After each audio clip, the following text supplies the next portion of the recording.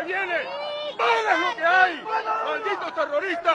El séptimo principio es mantener la renovación o emitir noticias como cortinas de humo permanentemente. El régimen tiene que mantenerse siempre produciendo información conveniente para ellos. Santos y Timochenko le están dando un golpe de Estado a Colombia. Es un golpe de Estado a la democracia. Un golpe de Estado a la democracia. Destrozaron la democracia de un país. Por eso es tan importante que todos los medios de comunicación queden en manos de los amigos del régimen, para la derecha obviamente, de manera que el bombardeo de noticias o de información sea de tal magnitud que la gente no tenga tiempo para pensar. Hombre se cae en el baño después de 3 días sin bañarse en cuarentena. Lleno de trabajos de la universidad, se entera que no le bajarán el precio al siguiente semestre. Recuerden que todo es no pensar, especialmente cuando alguna noticia es tan negativa como por ejemplo el caso de Hidroituango, que duró un día en los medios tradicionales, enseguida lo taparon. Entre la vacuna y el rebrote de la pandemia, Hidroituango quedó asfixiado. El objetivo es que la gente no alcance a analizar las peores noticias, y miren cómo lo logran. ¿Quién habla hoy de Hidroituango o de la detención de Uribe? Son unos haces, y la centroizquierda mientras tanto peleando entre ellos. No, marica, qué amargura, qué amargura. ¿Viste lo que puso Bolívar? Lee, hijo de puta, lee los comentarios que me hacen. El octavo principio es el de la verosimilitud o usar verdades a medias. Se pueden decir todas las mentiras que convengan, pero con argumentos que sean verdades a medias. Ya no será la ideología de género impuesta a nuestros hijos mediante una cartilla, sino que estará en la Constitución. Para que parezcan ciertos, la idea es repetir y repetir tanto los embustes como los argumentos a medias, tanto que a la gente terminen por parecerle verdades. No entreguemos nuestro país al castrochavismo. Por ejemplo, no existe ninguna ideología que se llame castrochavismo. Sin embargo, hay muchos que discuten sobre ella y juran que es una verdad porque lo dijo su líder. Que la FARC incorporada con unos grupos conduzcan a Colombia al castrochavismo. La derecha se basa en que ellos saben, porque lo han probado desde la época del nazismo en Alemania, el fascismo en Italia y la dictadura de Franco en España, que la mente humana es muy fácil de engañar. Para ello el líder tiene que ser hábil, pero eso sí, no tener ninguna clase de escrúpulos. Los jóvenes desaparecidos de Soacha fueron dados de baja en combate. No fueron a recoger café, iban con propósitos delincuenciales. Noveno principio es el del silencio. Callar cuando no se tienen argumentos o silenciar las noticias que favorecen al adversario. Esto es como cuando, por ejemplo, un periodista le hace una pregunta incómoda al líder de la derecha. Este simplemente responde: próxima pregunta. Otra pregunta, amigo. Le suena familiar, ¿verdad? Así oculta información que lo incrimina o que simplemente no le es favorable. Por eso a mí no me gustan las entrevistas a ustedes. Me meten en lo mismo, ¿para qué?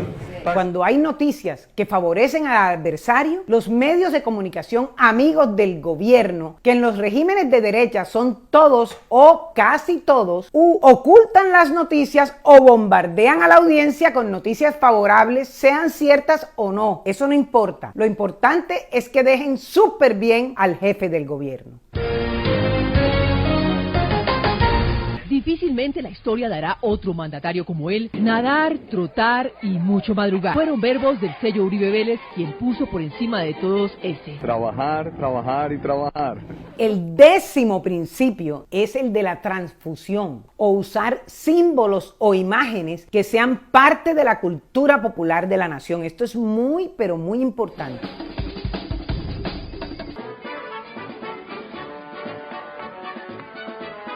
Se trata de utilizar, sean las imágenes o las ideas que culturalmente están arraigadas en la mente de la gente para crear una imagen del líder. Por ejemplo, Brasil es una nación con tradición autoritaria. Mientras nosotros nos independizábamos de España, ellos construían un imperio, tuvieron 7 décadas de monarquía. Además, 2 décadas de dictaduras militares en un país polarizado por el juicio de Lula, con un discurso nacionalista, machista, machista, sexista y de mano dura, pues eligieron a Bolsonaro. Vocês foram na lona nessa pandemia, que foi superdimensionada. Tem que deixar de ser un país de maricas. Aquí en Colombia, para la gran mayoría de la gente, ser piadoso es ser una buena persona. Y siempre es más fácil votar por un líder que sea piadoso. Por eso Uribe se arrodilló con gran fervor y devoción ante el cuerpo incorrupto del padre Marianito. Fue un mensaje para afirmar ante el pueblo que él es un fervoroso católico, a la vez muy respetuoso de las tradiciones. Manto de protección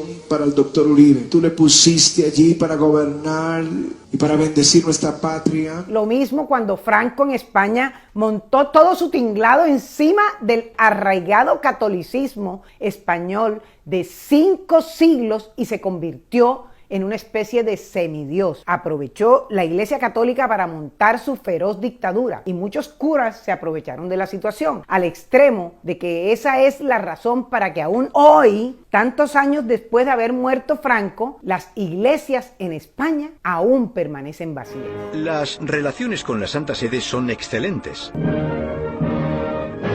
El principio número 11 es el de la unanimidad, o hacer creer a la mayoría que el líder piensa igual que su pueblo. Hay que crear una sensación de unanimidad, hacer creer que el líder representa a la gente común y corriente. Si me olvidaron, digan de una vez, porque me amarro una piola en la nuca y me tiro al Magdalena. Es una estrategia bien premeditada. Con una estrategia bien premeditada se va ganando la mente y la voluntad del pueblo, hasta crear la idea de un apoyo masivo del pueblo en torno a su líder. Y tenemos la ayuda de nuestro presidente Duque.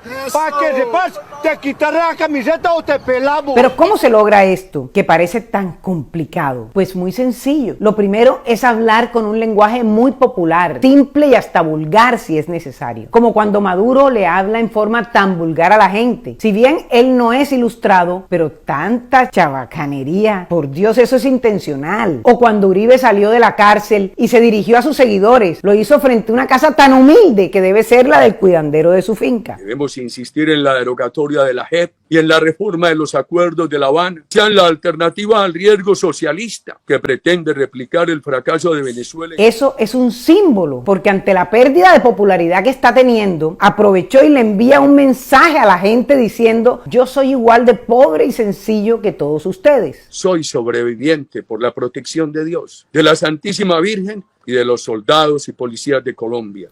Bueno, amigos, aplicando estos 11 principios, Hitler engañó al pueblo alemán. Mussolini le hizo creer a los italianos que él era uno más de ellos. Franco usó la religión católica para penetrar la mente de los españoles que tenían una tradición religiosa muy arraigada. Trump conquistó a todos los americanos que les encanta escuchar que ellos son lo máximo. Bolsonaro se aprovechó del pasado monárquico y dictatorial de su país en medio de una sociedad polarizada. Así actúa la extrema derecha, así conquista la mente y el corazón de la gente. Eso es nada menos que manipulación pura. Aplicando estos principios, Uribe se ha convertido en un líder indiscutible de la esfera nacional. Venía a nuestra mente lo que ocurre en Venezuela.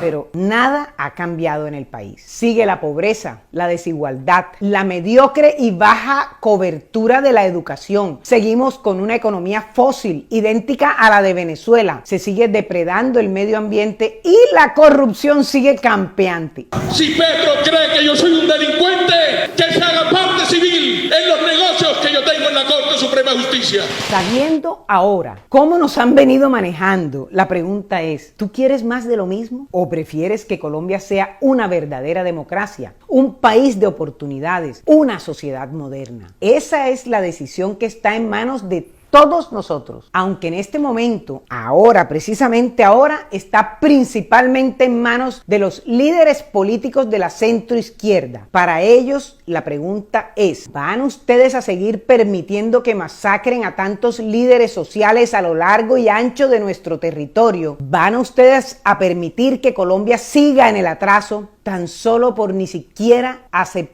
sentarse a dialogar entre ustedes? Esa es la pregunta que yo le hago a los líderes de la centroizquierda y que espero que ellos nos contesten a todos.